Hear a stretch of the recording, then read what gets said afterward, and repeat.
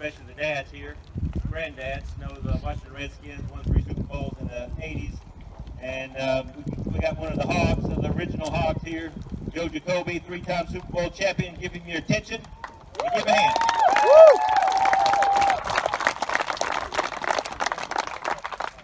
Yeah, if it doesn't work, if they can hear you, then I'm good for that. How's this working now? Working better? Yep. All right. It's good to be here. Woo! Good to be here. It's good to see it. This is my outstanding job. One, being here. 2, playing in this heat, overcoming it, finishing it.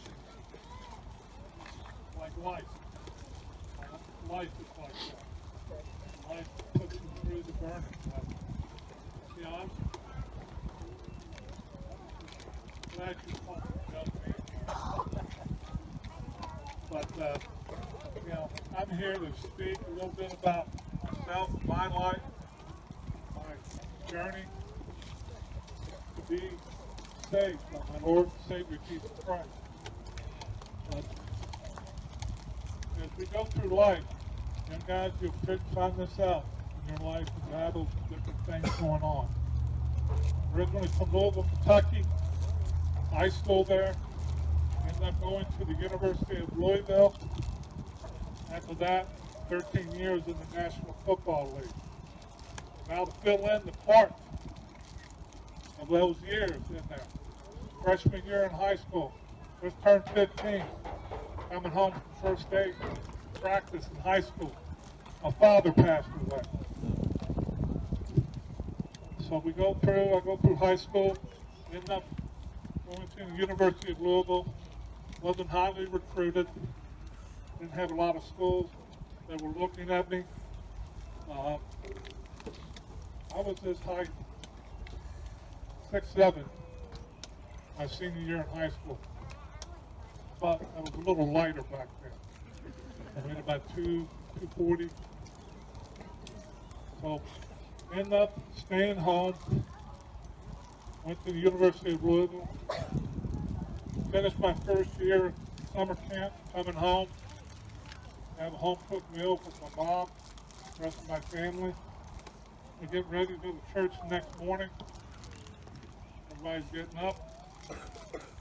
Said to my 14-year-old brother, passed away in his sleep. Now I'm 18, lost 2 members of my family. I ended up playing 4 years at the University of Louisville. Back then, Louisville wasn't what you see today. After I finished, I don't know if it's because of me or what, they almost got rid of the football program. But they came in, they brought Howard Schnellberg in the mid-'80s, and the rest is history, as they say, of how the franchise, how the program turned out. I really don't like this mic. But finished Louisville. Back then, after the NFL, they had 12 rounds in the draft. There was no salary cap. Of course, they didn't pay you any salary, basically. There was no roster limit. So, I mean, you had 12 rounds. They would bring 120, 125 guys to camp. And they were cut down to the same number they have today, 53. Back then, camp was 6 weeks long. We actually hit. First year in camp, I wasn't drafted. I signed as a free agent out of the University of Louisville, Washington. They were the only team that showed an interest in me. They worked me out, and I ended up going up there and signing. Everything in between all that is how God's hand was in me. Where I was at in my walk with Him. Go to camp as a rookie. I get my opportunity because the first round draft choice was an offensive lineman out of the University of Pittsburgh, Mark May. He held out 10 days. I got my opportunity to show him what I could do. The day he signed, I get called out of the meeting with Coach Gibbs. I thought I was going to be released, give me an opportunity to catch on with another team, hopefully. It was something different. He had to inform me my mother passed away. Now I'm 22 years old. In the last 7 years, I've lost 3 members of my family. Believe in God, I was not real happy with God. Angry, an angry young man, and I was frustrated. Did things on my own. God was there. Why would he let all this stuff happen? So I did my own thing. Well, the good Lord, as we all know, who was saved, he doesn't give up. He loves us unconditionally. And he kept pursuing me. And then one day I get a call. I'm down in Louisville, Kentucky, and it's from a nurse. And my wife talked to me on the phone. Our 18-month-old daughter, who will now be 30 this coming September, was attacked by our pet dog. We almost lost her. That's the day I turned everything over to him, because I couldn't do it anymore myself. Obviously, I wasn't doing it. I needed God in my life. I needed the Lord Jesus in my life. That's the day. And ever since that day, doesn't mean everything's been perfect, but I know I got somebody there helping me through those tough times. We all go through those tough times. That's what this game of football teaches you. How many guys got knocked down today?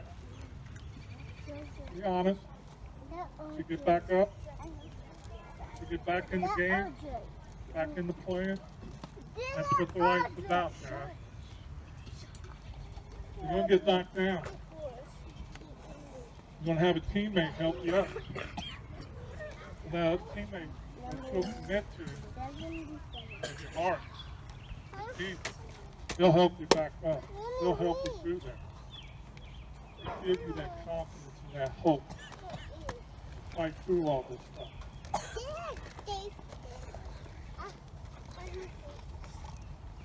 So, I just encourage you, enjoy watching it this morning. I love the game. I will be, July, I'll be 59. I've been doing it for 44 years. I enjoy every moment of it. Playing, I've been broadcasting, now I'm coaching. A volunteer coach, I probably don't want to hear this, but Charlie Christian.